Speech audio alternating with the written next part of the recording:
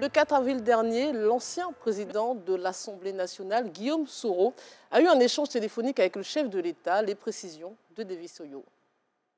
Après plusieurs années de rupture, le contact renaît entre Soroki Bafori Guillaume et le président de la République, Alassane Ouattara, si on s'en tient au communiqué posté par l'ex-président de l'Assemblée nationale sur sa page Facebook le 4 avril dernier. Ce communiqué révèle un échange téléphonique entre le président de la République et l'ancien Premier ministre au mois de mars dernier à l'occasion du double carême chrétien et musulman. Selon Soro Guillaume, cet échange était empreint de cordialité pour saluer la décrispation politique en Côte d'Ivoire marquée par les mesures d'élargissement prises en faveur de ses proches compagnons, dont le vice-président de Génération et Peuple Solidaire, Souleymane Koné, plus connu sous le sobriquet de Soul to Soul. Soroki Bafori Guillaume a également manifesté sa volonté de servir la cause de la réconciliation et de la paix en Côte d'Ivoire. La publication de ce communiqué fait réagir population, société civile et classe politique. Parti en exil en 2019 après s'être brouillé avec son allié, le retour de Soroki Bafori Guillaume pourrait rebattre les cartes du paysage politique ivoirien à 1 an et demi de la prochaine présidentielle. Alors on commence par un tour de table, messieurs. Est-ce que cet échange téléphonique finalement vous a surpris, Bledson Mathieu? Surpris, oui, quand même, parce qu'on ne peut pas forcément dire qu'on s'y attendait. On ne voyait pas forcément venir la chose. C'est vrai qu'il y avait beaucoup d'actes posés par le président de la République, élargissement d'un certain nombre de prisonniers, un discours apaisé juste après la CAN. On se disait forcément qu'il pouvait avoir quelque chose, mais on n'attendait pas sous cette forme d'un coup de fil. On voyait peut-être une délégation qui va faire la médiation entre les deux, mais c'est venu par un coup de fil. Bon, c'est tant mieux à la limite. Professeur Dion, même question. Vous avez été surpris par cet échange? À en croire le président Rekonan Bédié, paix à son âme, la politique est l'art de l'impossible, a-t-il dit une fois. Donc en politique, tout est possible. Surpris, oui, on peut être toujours surpris par le timing, par le moment. Parce qu'il y a deux choses. Il y a l'imaginaire politique et il y a le rationnel politique. L'imaginaire politique, c'est on est en période de réconciliation, on l'a dit tout à l'heure, c'est toujours bien que les enfants de la Côte d'Ivoire se parlent et que tous ceux qui sont à l'extérieur puissent rentrer. Après, il y a le rationnel politique, c'est pourquoi maintenant? On a dit qu'il est parti en 2019, ça va faire 5 ans. C'est pourquoi faire quand il annonce qu'il va rentrer? Et c'est surtout à quelles conditions?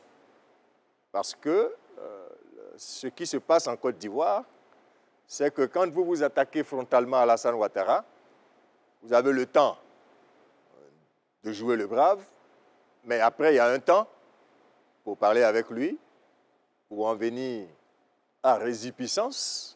Vous venez faire acte de contrition, vous faites votre sabaridé, après, il vous accorde un temps de pénitence, et puis il décide après de vous faire entrer dans le jeu.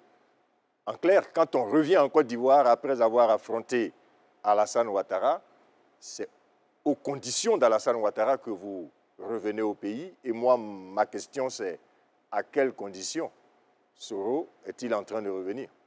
On va évoquer ces conditions. Mais même question pour vous, Lassina Bakayoko. Déjà, êtes-vous surpris, mais surtout, pourquoi cette publicité de cet échange, selon vous? Oui, moi je suis relativement surpris. Et je suis d'autant surpris que le Premier ministre Guillaume Soro avait donné le sentiment de pouvoir faire front ad vitam aeternam. Et donc, aujourd'hui, il est évident qu'il est revenu à de meilleurs sentiments. Et ça, c'est de bonne guerre. Parce que je ne pense pas qu'il ait pu continuer cette pérégrination à travers le monde, même s'il s'était rapproché de la Côte d'Ivoire, notamment au Mali, au Niger et probablement au Burkina Faso. Et donc, moi, je suis, oui, surpris, mais je ne suis pas surpris que la démarche soit faite par Guillaume Soro, parce qu'il ne pouvait pas en être autrement. Au regard de la rigueur du président Alassane Ouattara, qui n'avait pas vraiment supporté, entre guillemets, l'irrévérence de son fils Guillaume Soro, il était devenu tout à fait impossible pour Alassane Ouattara, et même moralement inacceptable au regard de nos contingences culturelles même, que le président Alassane Ouattara fasse le premier pas vers son fils. Donc c'est culturel. Soro a fait une sorte de contrition, acte de contrition, parce que c'est le début, ce n'est pas encore très visible, mais c'est manifestement un acte de contrition qui va lui permettre de rentrer dans la République, mais ce ne sera pas sans contrepartie, parce que le bouchon était allé tellement loin qu'il va falloir à Guillaume Soro de faciliter la tâche au président Alassane Ouattara, dont les lieutenants, les principaux lieutenants qui lui sont restés fidèles, ne peuvent pas accepter que l'enfant, entre guillemets, égaré, puisse revenir en brave. Bien sûr qu'il va revenir la queue entre les jambes. Félix Bonive, réaction aussi, et peut-être plus d'informations sur ces échanges, puisqu'il y en a eu plusieurs. Qu'est-ce qu'on sait concrètement sur les différents échanges? Il y en a eu plusieurs. Échanges, je pense qu'il y en a eu deux, et c'est ce que, quand on suit les proches de Guillaume Soro et les commentaires qui s'y font, il y a dû avoir deux échanges, et les échanges ont porté notamment sur la reconnaissance au chef de l'État par rapport à la libération de ses proches, notamment sous le vice-président de son parti, le GPS, Groupement et Peuple Solidaire. Et, alors, je voudrais dire quelque chose, souligner, Bakayoko, il n'y a pas de posture ad vitam aeternam en politique. Et on le dit souvent très bien que la politique, c'est la saine appréciation des réalités du moment. Alors, moi, je pense que de part et d'autre, entre Guillaume et le président de la République, Guillaume Soro et le président de la République, chacun a dû, il y a eu beaucoup d'eau à couler sur le pont. Et on a été quand même surpris parce que quand Guillaume Soro arrive dans les pays de l'AES, ses premiers discours, c'est de se ravir, de se retrouver sur les terres de ses ancêtres. Alors que tout le monde sait que les terres de ses ancêtres est bien et bien en Côte d'Ivoire. Il était à l'extérieur encore. La dernière fois qu'on en a entendu parler, une sorte de go-between entre les deux, c'était bel et bien sa visite en République démocratique du Congo au président Denis Sassou Nguesso, qui a essayé quand même de les rapprocher. Souvenez-vous la visite du président Denis Sassou Nguesso en Côte d'Ivoire il y a à peine, je crois, en 2023 ou en 2023. Tout ça, c'est éventuellement pour essayer de rapprocher le fils du père. Alors, qu'il y a une sorte de rapprochement entre ces deux personnalités. Moi, je pense que pour la Côte d'Ivoire, c'est quelque chose de gagnant parce que la réconciliation manquait un maillon essentiel, c'était Guillaume Soro qui était à l'extérieur et qui, quoi qu'on dise, donnait un peu de la psychose aux Ivoiriens, sachant bien qu'il a été quand même le chef de l'ex-rébellion. Aujourd'hui, son retour en Côte d'Ivoire devrait être salué. Et je ne pense pas que si le président Ouattara impulse certaines dynamiques, son entourage va lui en vouloir pour cela. Il ne faudrait pas penser que les lieutenants du président Ouattara sont braqués comme Guillaume Soro. Les lieutenants du président Ouattara, disciplinés qui sont, je pense, vont emboucher la même trompette que la posture que le président prendra. Mais je pense que de part et d'autre, le père et le fils se sont parlé.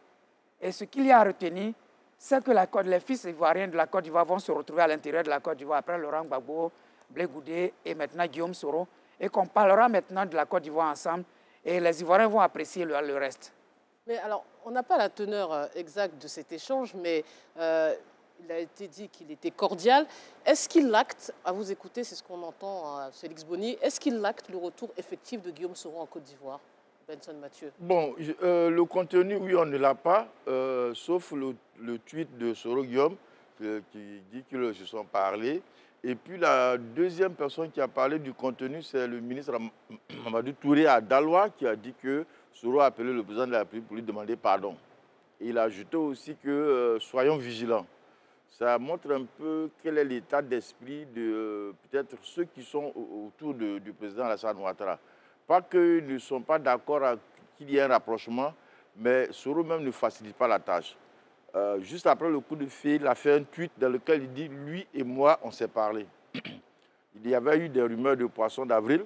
Il a dit « Ce n'est pas un poisson d'avril, lui et moi, on s'est parlé ». Cette façon de parler du président de la République n'a pas plu vraiment aux proches de...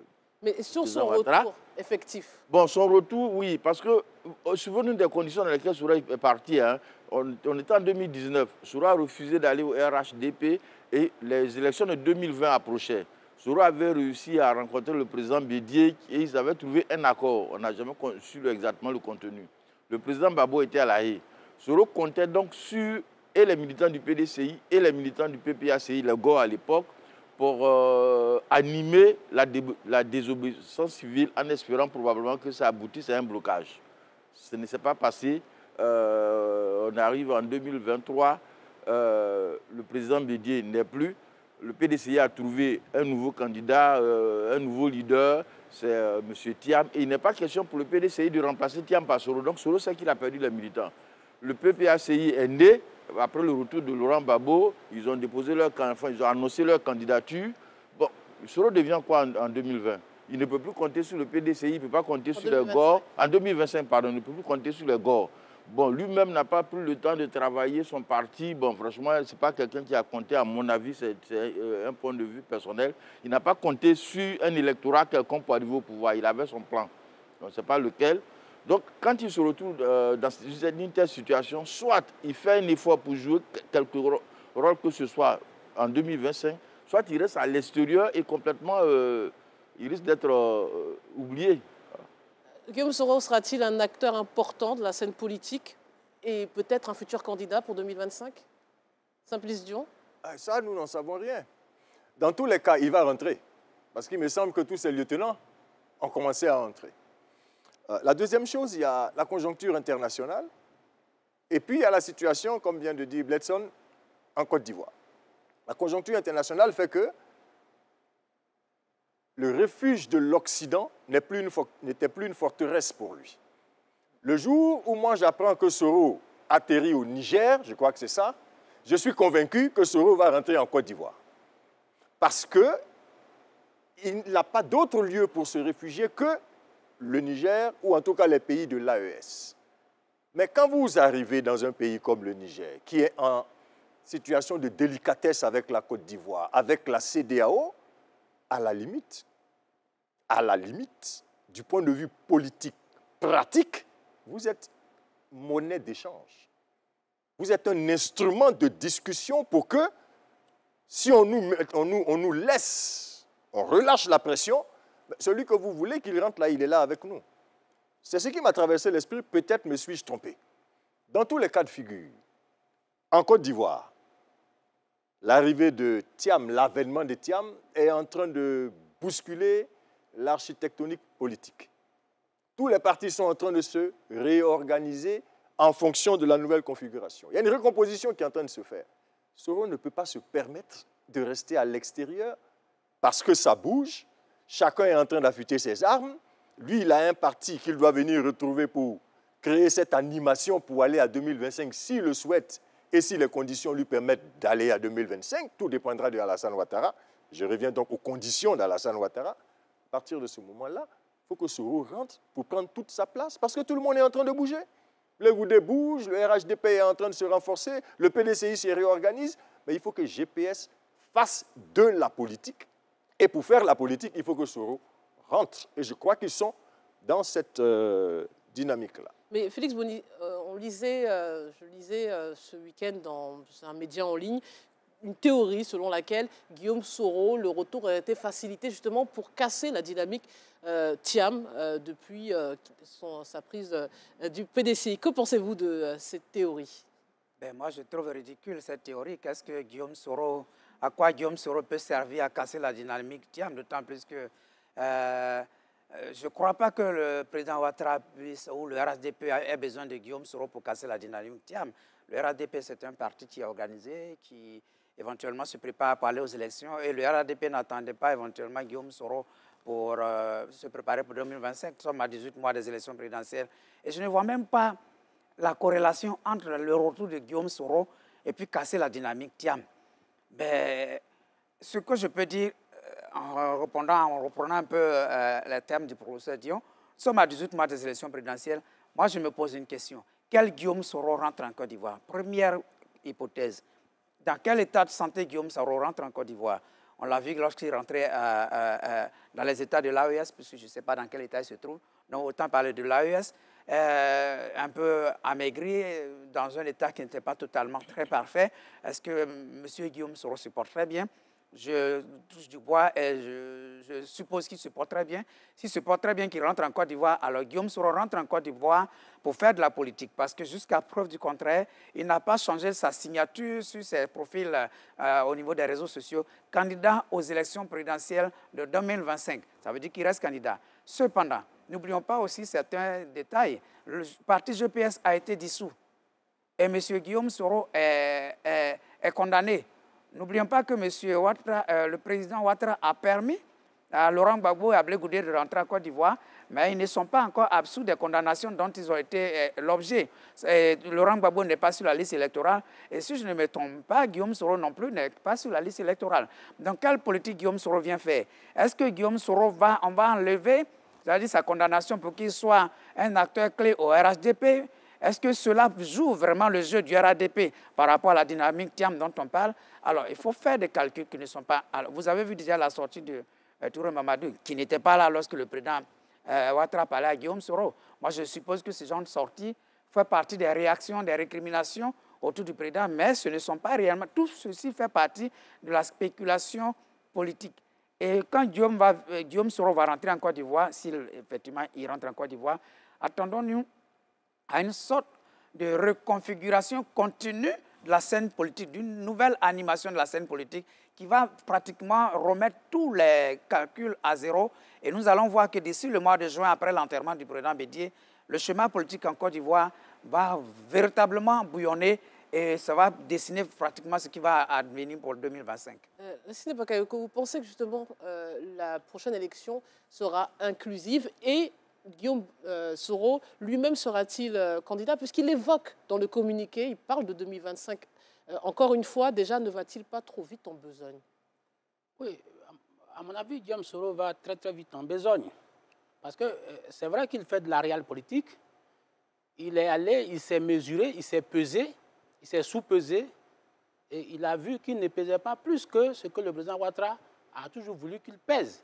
Je vais dire que sa stature qu'il a eue dans ce pays, c'est le président Ouattara qui le lui a concédé. Parce que je vois bien que l'infrastructure politique qui lui permet aujourd'hui de se donner cette stature, cette infrastructure politique-là, c'est l'infrastructure politique du président Alassane Ouattara. Donc, Soro fait de la réelle politique, il sait qu'il ne pèse pas autant qu'il avait imaginé lui-même. Et donc, il tente de revenir dans le jeu en demandant, si vous voulez, la mansuétude du président Alassane Ouattara. C'est vrai que ça ne sera pas facile, parce qu'au regard des récriminations de toutes parts, des clivages qui se sont creusés, il est évident que ça ne sera pas facile. Maintenant, Guillaume Soro, candidat en 2025, ça c'est une autre paire de manches parce que Guillaume Soro ne va pas être candidat simplement parce qu'il veut être candidat.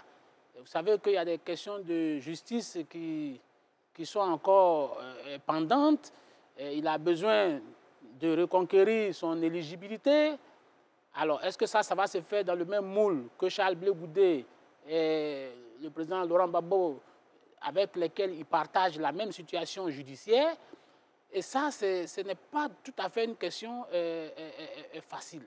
Mais je pense que les camarades de Guillaume Soro gagneraient aussi à lui rendre la tâche facile s'il advenait qu'il avait une envie, une volonté de retrouver la terre ivoirienne. Voyez-vous, depuis qu'il est sorti de là où il était, de la prison d'Abengourou, le vice-président de l'ex-GPS, Kamaraté Suleiman, il n'a fait que faire le dos rond à travers le pays. Il a rendu visite, il a reconnu, il allait dire merci à ceux que je ne pense pas que le président Alassane Ouattara aurait voulu qu'ils disent merci, ou alors les proches d'Alassane Ouattara, parce que dans tous les cas, il bénéficie d'un acte administratif, on va dire, du président Alassane Ouattara. Mais jusqu'à aujourd'hui, il n'a pas prononcé, ni lui ni son parti, un seul mot de reconnaissance, de gratitude vis-à-vis du président Alassane Ouattara. Et ça, je pense que ce n'est pas de bon augure pour demain. Et vous avez vu aussi le communiqué, Bledson en a fait allusion tout à l'heure.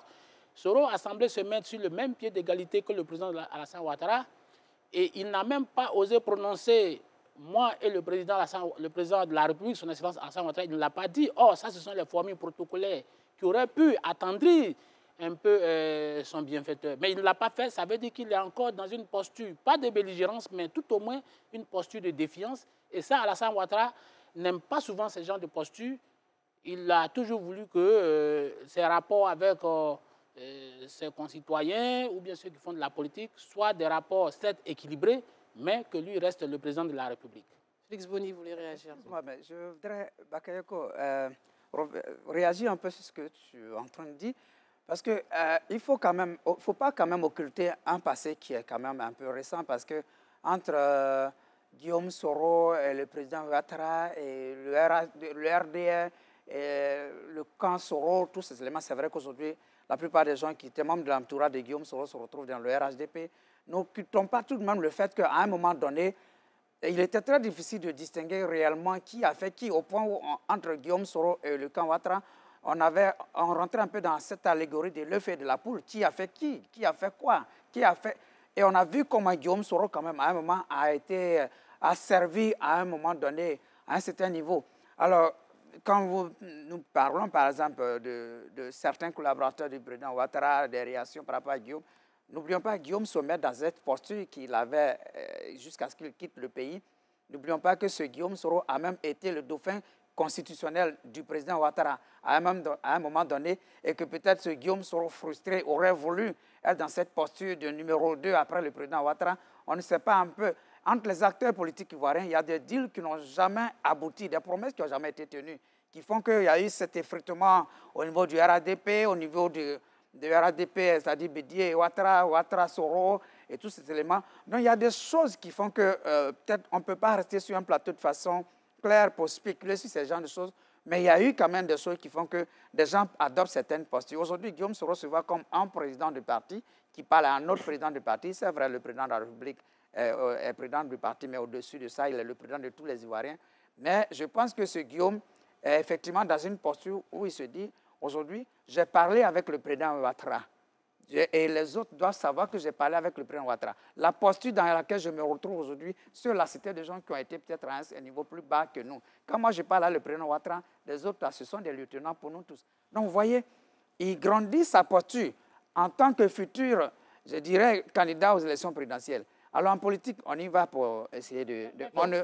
Quand tu demandes à Guillaume Soro, peut-être en filigrane, quand tu demandes au président Alassane Ouattara d'adouber, ou si vous voulez, de dérouler une sorte de tapis rouge à Guillaume Soro qui est en train de venir. Guillaume Soro pour moi, Guillaume Soro reste un opposant. Parce que ça me rappelle cette histoire où on a posé la question au président Laurent Gbagbo quand il était au pouvoir. Entre Guillaume Soro et Blé Goudé, ils ont tous été des hommes de gauche.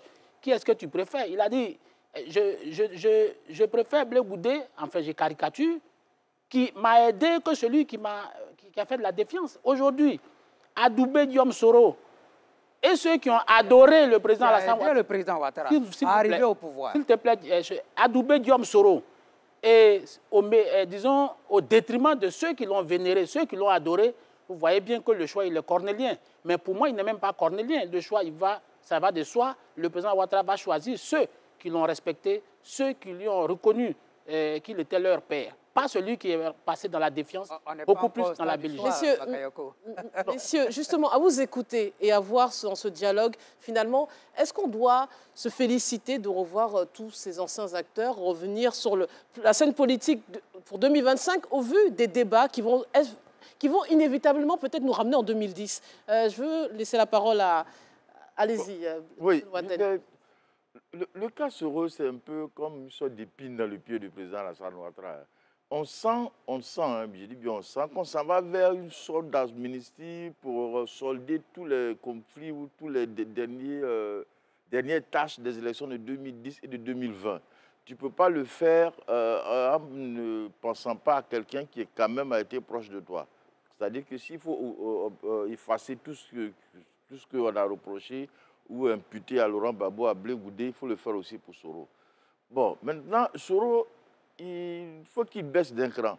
C'est-à-dire en Côte d'Ivoire, il y a une catégorie de personnalités politiques qui ont un nom, et sur la base de ce nom, effectivement, c'est des grandes personnes. Mais sur le plan électoral, je vais citer particulièrement Anaki Koubena, Mamadou Koulibaly, Affingissan. C'est-à-dire que ce sont des grandes personnalités. Mais lorsqu'on parle d'élections, ils n'ont pas réellement d'endroit où ils peuvent se faire élire. Quand on approche les élections, il faut que ces personnalités-là se mettent un peu, disons, comprennent leur niveau. Soro aujourd'hui ne peut pas gagner une commune ou une région. Il peut le faire en tant que peut-être candidat, mais il ne peut pas avoir 2 ou 3 cadres capables de le faire. Quand il revient, s'il revient et qu'il veut créer son parti, libre à lui. S'il veut adhérer à d'une des formations politiques, il faut qu'il ait l'humilité. Parce que tu ne peux pas traiter le président de la République. Et ça, c'est pratiquement la réaction que je peux prêter à au ministre Mamadou Touré qui a d'abord dit c'est vrai, Soro a appelé, mais il a même ajouté, il a appelé pour demander pardon. On ne sait pas si c'est vraiment ce que le président de la République lui a dit, ou alors c'est ce qu'il pense qu'il doit être fait. Mais méfions-nous. C'est-à-dire que les proches de Ouattara et peut-être même que la communauté RHDP ne tolèrent pas cette somme d'insolence. Le meilleur comportement que moi je vois dans cette affaire que Soro peut copier, c'est le comportement de Blé Goudé. On sent très bien qu'il y a une animosité entre Blé Goudé et le président Babo. Mais Blé se refuse de l'attaquer tout droit. Pourquoi? Parce que l'électorat de Babo est celui auquel Blé Goudé peut le plus espérer. Soro Guillaume peut être entré en conflit direct avec le président Ouattara pour avoir été suffisamment loin et grave dans ses propos, pratiquement a perdu cet électorat. Allez, c'est sur ces mots qu'on va passer à l'autre sujet. Monsieur, on reste en Côte d'Ivoire, mais on change donc de sujet. Retour sur les enjeux de la visite du président gabonais après les explications de Davis Oyo. Le président de la transition de la République gabonaise, le général Brice Clotaire Oligui Nguema, en visite en Côte d'Ivoire depuis le 11 avril 2024. Le chef de l'État gabonais effectue une visite d'amitié et de travail de 72 heures sur le sol ivoirien. Il a été reçu par le président de la République, Alassane Ouattara. Plusieurs questions ont été évoquées lors d'un tête-à-tête, notamment les relations historiques d'amitié, de fraternité et de coopération entre la Côte d'Ivoire et le Gabon, ainsi que les voies et moyens de les renforcer, particulièrement dans les secteurs agricoles, miniers et énergétiques.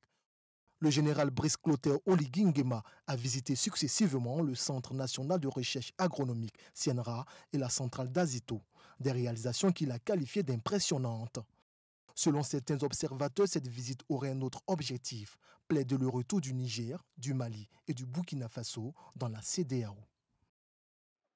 Alors, messieurs, de prime abord, déjà, quel est l'état des relations bilatérales entre nos deux pays, à savoir le Gabon et la Côte d'Ivoire? Félix Boni. Les relations bilatérales, je pense que la Côte d'Ivoire a toujours, de tout le temps, entretenu des relations plutôt politiques avec le Gabon. Ali Bongo, Omar Bongo et Oufo Boigny. Ensuite, après Ali Bongo, le président Ouattara. Mais vers la fin, Ali Bongo et le président Ouattara, il y a un sentait une sorte de froid sur l'axe Libreville-Abidjan, pour ne pas dire Abidjan-Libreville. Et aujourd'hui, quand on regarde cette visite, c'est vrai qu'on parle de relations économiques. La Côte d'Ivoire n'a pas une relation typiquement économique avec le Gabon, parce que le Gabon, c'est un gros pays producteur de pétrole et tout, mais nous, je crois, Bakayoko peut-être le confirmera, nous importons notre pétrole en réalité en majorité du Nigeria que nous raffinons ici. Le gaz, il nous provient, si je ne me trompe, je ne m'abuse, de l'Angola. On a plutôt des relations politiques. Alors lorsqu'on a un putschiste comme Brice Oligui Nguema l'est, généralement on va vers des pays où on peut être reçu. Et quand je suis la dernière évolution, l'évolution des relations entre la Côte d'Ivoire et le Gabon dans les derniers moments, je crois que Brice Oligui qui vient balayer un système qui n'était pas totalement un système très en phase avec la Côte d'Ivoire, vient dans un pays où il cherche des amitiés pour consolider son leadership sur le Gabon. Mais la Côte d'Ivoire, quoi qu'on dise, c'est la locomotive économique de l'Afrique de l'Ouest.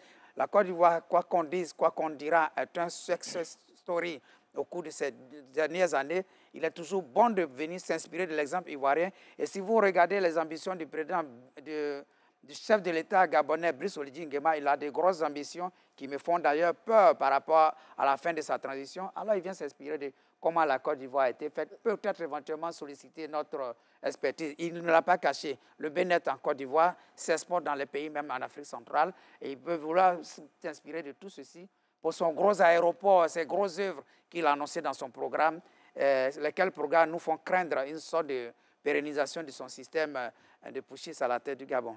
Vous venez de le dire, hein, cela fait longtemps, je crois une dizaine d'années qu'un homme d'État, en tout cas de cette stature gabonaise, n'était pas venu en Côte d'Ivoire. Bakayoko, on doit y voir dans ce déplacement un rapprochement entre nos États, clairement. Bon, il faut dire que la Côte d'Ivoire et le Gabon n'ont jamais cessé d'avoir des relations assez cordiales.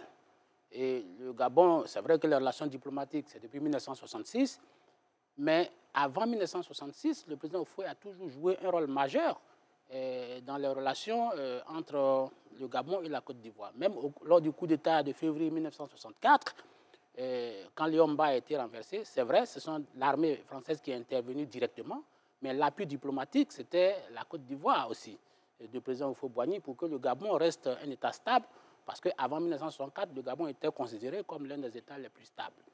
Et puis, il faut dire aussi que le Gabon a toujours joué une sorte de Mensi-Domensi, c'est-à-dire de go-between quand la situation politique était parfois crispée en Côte d'Ivoire. Le président Ouattara s'y était régulièrement rendu du temps du président Omar Bongo. Le président Laurent Gbagbo, lui également, quand ça n'allait pas avec le président Ricona Bédé, était rendu. D'ailleurs, le coup d'État de 1999, quand il s'est déroulé, le président Laurent Gbagbo était au Gabon.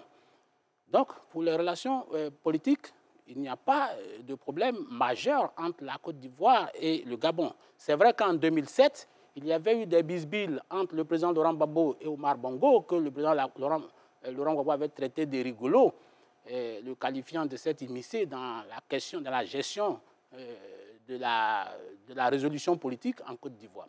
Mais pour la venue du président Oligui Nguema, je pense que il est venu, c'est beaucoup plus des relations politiques. Vous savez qu'il a déjà été adoubé par la CEMAC, qui est l'organisation de l'Afrique centrale, et aussi par la CEAC. Et donc, il cherche aujourd'hui à avoir une reconnaissance au niveau de l'Union africaine. Et quand on sait le principe de subsidiarité fait que si les petits États concentriques vous êtes déjà reconnus, ça veut dire que ça peut remonter. Et tout le monde sait aujourd'hui que le président Alassane Ouattara est un poids lourd de l'Union africaine. Donc, Oligui Nguema est venu solliciter l'appui du président Ouattara pour qu'il plaide auprès de ses pairs de l'Union africaine à Addis Abeba pour qu'il puisse intégrer la communauté africaine. Et je pense que c'est de bonne guerre. Mais il y a aussi un volet économique. Parce que, vous savez, le Gabon a toujours été suspendu aux hydrocarbures.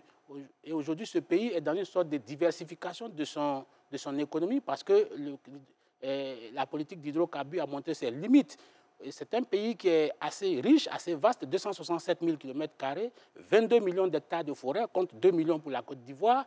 80% du territoire est couvert par la forêt. Ça veut dire qu'ils ont une biodiversité qui est énorme, un potentiel qui est énorme. D'ailleurs, il y a une industrie forestière qui est déjà en place, qui n'est plus embryonnaire, qui est là. Et donc, il s'agit aujourd'hui pour le Gabon de diversifier son économie, notamment à travers les questions énergétiques qui sont assez prononcées.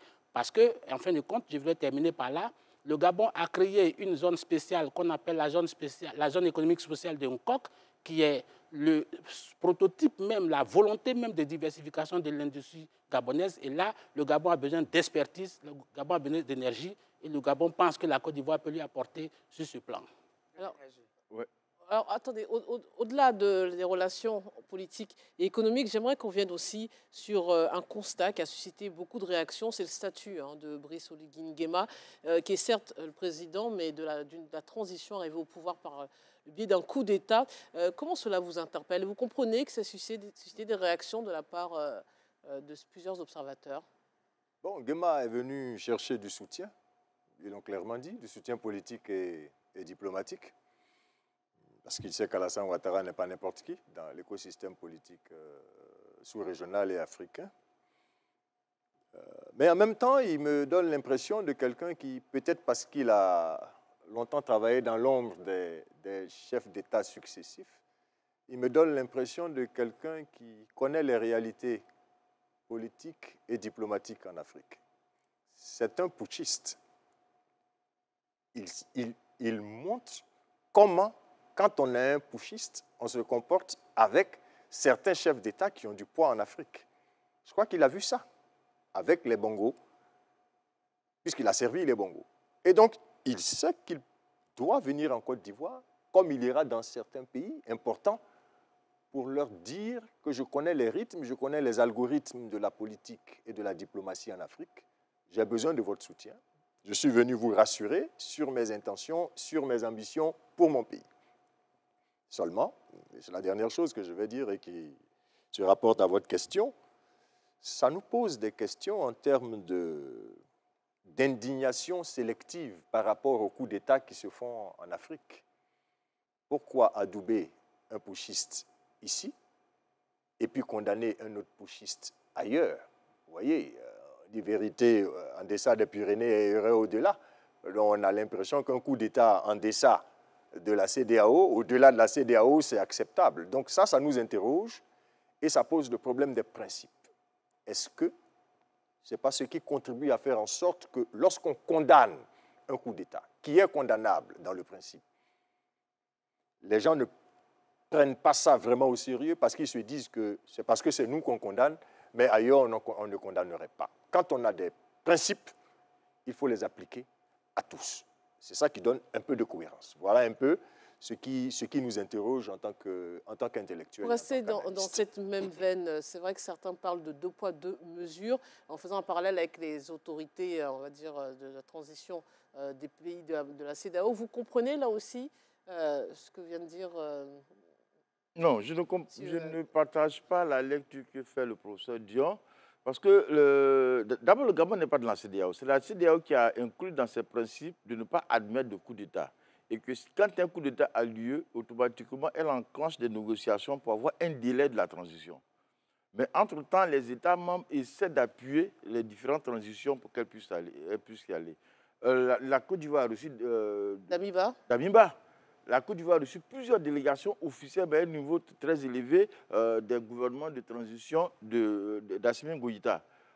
Il sait que la Côte d'Ivoire même les a énormément appuyés. Voilà. Seulement, quand le délai imparti à l'organisation des élections est arrivé, ils ont tenu un autre langage. Le seul putschiste qui peut dire que la CEDEAO a été sévère, il a payé peut-être les pots cassés de Damiba et du Burkina et du Mali, c'est le Niger. Le Niger, la CEDEAO leur a pas laissé un temps de répit. Ils n'ont même pas parlé de transition, de durée. Ils ont dit, vous quittez ou on vous bombarde. Voilà. Mais les 2 autres, il y a eu vraiment des négociations, des soutiens, un chronogramme, comment vous appuyez pour que vous y arrivez, votre affaire de terrorisme, bon, voici l'argent pour vous. Les pays membres les ont appuyés, particulièrement la Côte d'Ivoire, pour ce que je sais en tout cas. Voilà. Donc, ce n'est pas tellement la même chose. Celui-là, il est arrivé, il a fait un coup d'État au Gabon. Ils sont membres de la CEMAC. Ils ont eu des échanges avec la CEMAC. Il a fait le tour de tous les présidents de là-bas. Bon, il a fait un certain nombre de promesses. Quand il veut venir en Côte d'Ivoire, parce qu'il a besoin de notre soutien, tout comme le Gabon, c'est vraiment l'un des Gabon producteurs de pétrole. Nous avons une industrie ici qu'on appelle la SI, qui raffine du pétrole, on a besoin de pétrole. Mais comment on appelle ça? Lorsque tu veux aussi des financements, Félix Brou a parlé de grands programmes qu'il a relancés là-bas. On ne sait pas combien de temps il a envie de rester, mais il veut vraiment marquer son pays. Et en Afrique aujourd'hui, si tu veux marquer ton pays par ton passage, il y a un seul modèle, c'est Alassane Ouattara. Professeur Dion voulait répondre à cette... Oui, non, pas répondre, mais dire que nous sommes quand même membres de l'Union africaine. Et je ne crois pas que les principes qu'on défend ici au niveau de la CEDEAO ne se retrouvent pas au niveau de l'Union africaine. Et quand il est reçu de cette façon, en grande pompe, moi je suis dans les principes, hein, pour quelqu'un qui gère une transition, quand il est reçu de cette manière en grande pompe, ça donne l'impression qu'il est adoubé. Quand son épouse est reçue en grande pompe, quand elle fait le tour de la Côte d'Ivoire, quand lui-même découvre tout ça en Côte d'Ivoire, vous êtes sûr que ça lui donne l'envie de finir sa transition et de partir? Il est dans, parlez comme nous les professeurs, il est dans l'annonce d'un plan. Et nous voyons déjà où il va. Donc c'est au niveau de ces principes que nous essayons d'interroger nos façons d'agir relativement au putsch qui se passe ici et là. Il faut qu'on ait une conduite et que cette conduite s'applique à tous. Ça nous aiderait dans l'avenir. C'est ce que je veux dire. Pour juste compléter ce que le professeur dit, de toutes les visites de Brice Oligui Nguema dans les autres États de la CEMAC, il était en tenue militaire, dans ses apparats de putschiste, c'est-à-dire sa tenue rouge. C'est la première fois qu'il se débarrasse de sa tenue militaire et qu'il porte un costume vert. Et regarde bien, tu verras, parce que je travaille sur le Gabon, donc je suis tous ces mouvements. C'est la première fois qu'il se met en costume et qu'il est reçu en tapis rouge également dans notre pays. Alors, il faut être clair, Bakayoko disait tantôt que le Gabon a été ne peut pas exploiter son hydrocarbure. Le général Brice Oligui Nguema reste un putschiste. Si son hydrocarbure ne peut pas l'exploiter, ce n'est pas avec la Côte d'Ivoire. Et la Côte d'Ivoire a déjà un marché avec lequel on traite en matière d'hydrocarbures. Nous avons le marché du Nigeria et nous avons le marché également de l'Angola que j'ai bel et bien cité. Ce n'est pas à nous de donner du crédit, des moyens à un putschiste pour aller bâtir son pays. Et je le précise bien, le général Brice Oligui Nguema a un programme qui ne peut tenir même sur 10 ans. C'est des des chantiers pharaoniques qu'il a annoncés, lesquels prouvent qu'en troquant le treillis contre le costume, ce n'est pas un putschiste qui est prêt à éventuellement quitter, mettre fin à sa transition. D'ailleurs, il n'a même pas une durée véritablement limitée par rapport à sa transition. Il n'en parle pas très clairement. Et cela pose déjà débat, même si le dialogue politique qui a commencé la semaine passée est attendu pour éventuellement savoir où est-ce qu'on va aujourd'hui avec le Gabon. Donc, il ne faudrait pas adouber un putschiste, et puis, comme le dit le professeur, et puis maintenant, voir d'autres en putschiste qu'on ne peut pas, j'allais dire, fréquenter. Un putschiste n'est pas fréquentable. Si c'est le principe, il faut l'adopter pour tout le monde. D'abord, je voudrais préciser, je n'ai pas dit que le Gabon veut commercer avec la Côte d'Ivoire en matière de pétrole. Je veux dire, le Gabon veut rompre avec le tout pétrole. Parce que l'économie du Gabon était à 90% basée sur le pétrole. Mais le Gabon voit que cette politique a ses limites. Donc le tout pétrole, le Gabon veut s'en défaire et diversifier. Sous une transition. Voilà ce que n'empêche qu'il est le président de la République aujourd'hui, même le président de la transition. Je voudrais aussi dire que ce n'est pas la première fois qu'il se met en costume pour venir dans un pays. J'ai vu le président Oligui Nguema qui allait à Yaoundé en tenue... En apparat militaire. Oui, en apparat militaire. Il y a eu le tapis rouge. Je l'ai vu à Bangui, chez le président Touadéra. En apparat militaire. Il n'avait pas sa vareuse. Donc, il ne faut pas laisser croire qu'on lui a déroulé le tapis rouge ici pour pouvoir adouber ce qu'il a fait.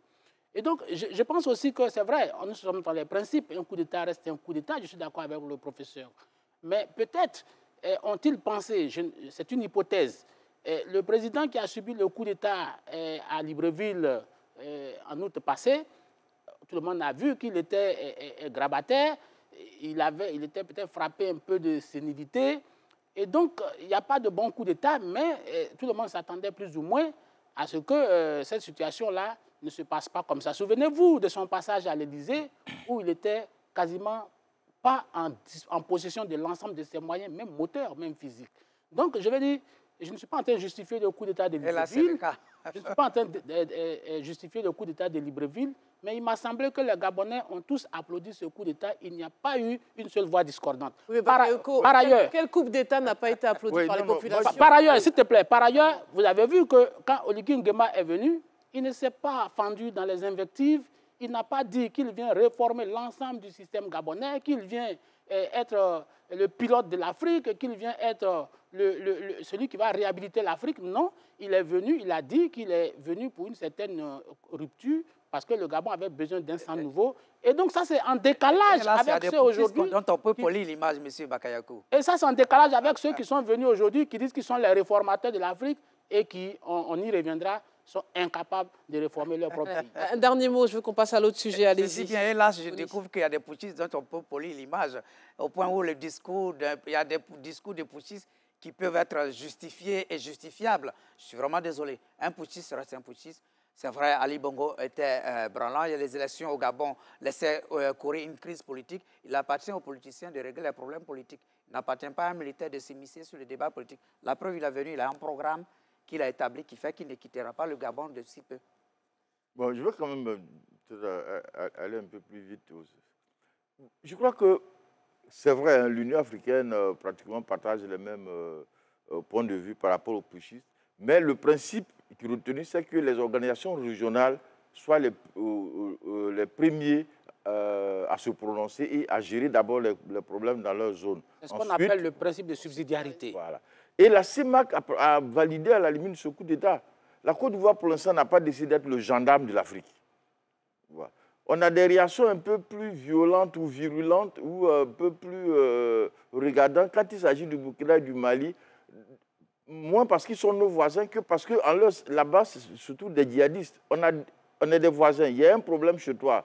La maladie qui est chez toi, elle peut arriver chez nous. Il vaut mieux qu'on s'entende pour pouvoir régler. Mais on n'a pas les mêmes réactions par rapport au Gabon. Le Gabon est très loin de chez nous. Le Gabon a condamné le coup d'État au Gabon et a désigné le président Touadéra pour mener des démarches pour rapprocher. Ils ont exigé. Et l'Union africaine, le président de la Commission de l'Union africaine a pondu une déclaration pour condamner également ce coup d'État. Et je certifie cela. Vous pouvez encore le chercher. Non, il y a eu la condamnation, mais par la suite, on leur a demandé en interne d'initier une sorte de forum pour la société civile, les partis politiques qui a commencé. C'est la même chose là qui se passe dans les pays. Ce qui a commencé maintenant. Nous, on ne peut pas bouder un pays. Ça, vraiment, je ne pense pas que ce soit la meilleure diplomatie. On ne peut pas bouder un pays où on n'est pas en position... Donc on ait la même diplomatie pour tous les pays. On n'est pas le gendarme de l'Afrique. Ça sera le mot de la fin. On va changer de sujet puisqu'on va être pris par le temps. Direction cette fois-ci le Mali. Pourquoi le gouvernement de la transition a-t-il suspendu les activités des partis politiques? Réponse avec Devi Soyo. Après l'annonce de la fin de transition, une autre information secoue le Mali. Le gouvernement de transition a suspendu toutes les activités politiques dans le pays jusqu'à nouvel ordre. Décision adossée à un décret pris en Conseil des ministres. La haute autorité de la communication a pris le relais ce jeudi, invitant tous les médias, radio, télé, presse écrite et en ligne à arrêter toute diffusion et publication des activités des partis et associations politiques. Selon le porte-parole du gouvernement malien, le colonel Abdoulaye Maïga, cette suspension a été motivée en raison des discussions qualifiées de stériles lors d'une tentative de dialogue national au début de l'année, mais aussi pour des raisons de maintien de l'ordre public. Plus de 80 partis politiques et groupements civils dénoncent cette décision. Récemment, ils ont appelé à la tenue d'élections présidentielles dans les meilleurs délais et à la fin du régime militaire. Alors, messieurs, déjà, à travers cette décision, est-ce que les autorités maliennes, finalement, mettent fin à toute idée d'un retour de l'ordre constitutionnel et du jeu démocratique classique? Félix Boni. Mais les autorités maliennes font parfois une chose et son contraire. Alors, le jeu politique, il est fait par des acteurs politiques. Alors, lorsque le Conseil des ministres du 10 avril justifie cette suspension d'activité des partis politiques, il se dit que c'est pour ne pas... C'est pour préserver l'ordre public, pour ne pas saboter le dialogue qui a commencé d'ailleurs ce samedi 13 avril au niveau communal et qui va remonter à un certain niveau. Mais qui sont les acteurs du dialogue? Le Mali est victime d'une crise politique. Les acteurs du dialogue, ce sont les acteurs politiques. Si on veut rassembler, réconcilier les Maliens, c'est des acteurs politiques qui se retrouvent pour dialoguer, pour trouver la meilleure formule pour sortir de la crise. On ne peut pas du coup dire à un acteur politique de venir à un dialogue et de se départir de son manteau d'acteur politique, c'est-à-dire de suspendre sa commission politique pour qu'après on réhabilite, parce que c'est ce que dit le communiqué du gouvernement, pour qu'on les réhabilite après. Mais chacun vient en fonction de l'image et des idées qu'il a à défendre de sa coloration politique. Voyez-vous, le Mali, aujourd'hui, a dépassé la date limite des élections et se projette vers un avenir dont on ne connaît pas pour l'instant les termes. Mais ce qu'il faut savoir, c'est qu'on a pu organiser un référendum au Mali. Le corpus électoral d'un référendum, c'est le même corpus électoral que l'élection présidentielle au Mali. Il n'y a pas d'argument, il n'y a pas j'allais dire, de prétexte pour dire qu'on ne peut pas organiser des élections. Il aurait fallu ne pas faire le référendum qui a été fait. L'argument, messieurs, qui est toujours cité, vous allez nous dire s'il est valable ou pas, c'est la dégradation de la situation sécuritaire, c'est l'idée de recouvrir l'intégralité du territoire malien. Est-ce que vous entendez cet argument qui fait que régulièrement, il botte en touche lorsqu'il s'agit de tenir des élections? Moi, je n'entends pas cet argument. J'ai toujours dit, sur ce plateau et ailleurs, que tout cela était une sorte de cinéma pour pouvoir se pérenniser au pouvoir. Félix, tu peux témoigner. J'ai dit, toutes ces pérégrinations politiques, tous ces étirements, ce sont des stratagèmes pour faire durer le suspense. Vous voyez que la bouc émissarisation a commencé depuis le départ. Quand on dit que c'est la France qui fait qu'on ne peut pas recouvrer l'intégralité de nos territoires, la France s'en va. L'opération Takuba s'en va. Toutes les forces européennes qui étaient complices avec les rebelles, enfin, avec les irrédentistes, toutes ces forces sont parties. Maintenant, il faut trouver de nouveaux boucs émissaires. Vous voyez qu'aujourd'hui, toute la classe, l'association, c'est un symbole fort de la démocratie malienne. L'association des élèves et étudiants du Mali, qui a participé à l'avènement du multipartisme et même de la démocratie lors du coup d'État de 1991 contre le général Moussa Traoré, c'est cette association-là dirigée à l'époque par Mariko, aujourd'hui, qui a amené le Mali à accéder à la démocratie. Donc vous voyez qu'aujourd'hui, toutes les figures de proue sont condamnées à l'exil. Mahmoud Dicko, qui leur a permis de venir au pouvoir, parce qu'en réalité, ce ne sont pas des braves. Ils ont profité d'une situation qui était rendue pourrie par Mahmoud Dicko et ses hommes. Ils ont profité de cette situation et se sont placés au pouvoir. Mais Mahmoud Dicko se retrouve aujourd'hui à Alger. Il y a les principaux leaders politiques qui sont tous en exil. Tiéma Koulibaly, Karim Keïta, et même ceux qui sont à l'intérieur, Tébile Dramé, Moutagatal, tous ceux-là aujourd'hui sont cloîtrés chez eux. Vous avez vu que certains sont allés, ont été jetés en prison pour les empêcher de parler. Je pense à Issa Kaoudim, je pense à Aras Bat. Donc, je veux dire, aujourd'hui, le Mali est une sorte de prison à ciel ouvert et tout cela participe de la volonté des autorités transitoires du Mali de devenir des autorités définitives, sans procéder par les élections. Voyez-vous, le coup d'État a eu lieu depuis 2004, 2020, nous sommes en 2024, ça fait 4 ans, c'est quasiment un mandat présidentiel. Et une charte a été... Aujourd'hui, c'est sur la base de la charte que la transition a été mise en place. Aujourd'hui, la transition est terminée depuis le 26 mars. Ça veut dire que la charte est devenue caduque. Alors, quelle est la base juridique, l'ordonnancement juridique qui soutient aujourd'hui la transition, qui permet à la junte de continuer de rester au pouvoir au Mali? Ça veut dire qu'on est finalement dans un état de non-droit. Et cet état de non-droit, aujourd'hui, profite à la junte militaire qui est au pouvoir, qui use de tous les moyens aujourd'hui pour bâillonner ceux qui peuvent lui faire le contrepoids. Et c'est ça qui vient de se couronner par la suspension des partis politiques et, tenez-vous bien, par les médias. Les partis politiques ou personnalités politiques étaient quand même assez silencieuses ces dernières années depuis l'avènement de la junte au pouvoir. Maintenant, elles s'invitent de nouveau dans le débat politique et public surtout. Mais n'est-ce pas trop tard? Et surtout, pourquoi maintenant? Oui, parce qu'ils ont été pris dans un piège. Bakayoko l'a dit, c'est un mouvement populaire qui a fait tomber IBK. Les militaires sont juste arrivés au dernier moment, ils voyaient le peuple derrière, IBK, ils avaient soit le choix de tirer sur les manifestants, soit d'arrêter le président. Ils ont fait le deuxième choix qui est bon. Et tout le temps qu'ils sont restés là, ils ont eu peur de cette masse qui peut encore redescendre dans les rues. C'est même pour ça que dès les premières heures, ils ont nommé un premier ministre et un civil. Mais puis, il y a eu ces échanges avec la France, qui avait dit « je m'en vais ».